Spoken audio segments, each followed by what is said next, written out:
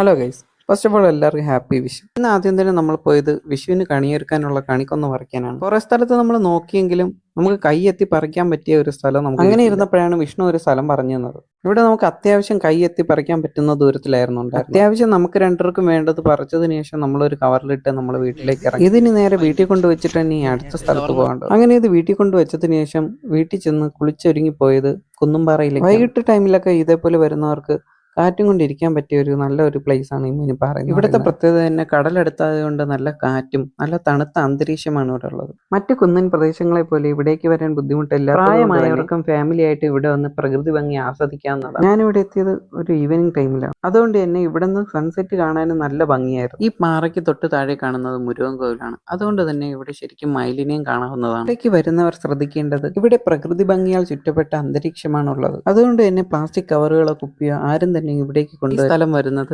പുങ്കുളത്ത് നിന്നും KS റോഡിലേക്ക് കയറി കുന്നുംപാറ ക്ഷേത്രത്തിന് തൊട്ടടുത്താണ്. അപ്പോൾ ഇന്നത്തെ വീഡിയോ ഇത്രയേ ഉള്ളൂ. Tata, bye bye.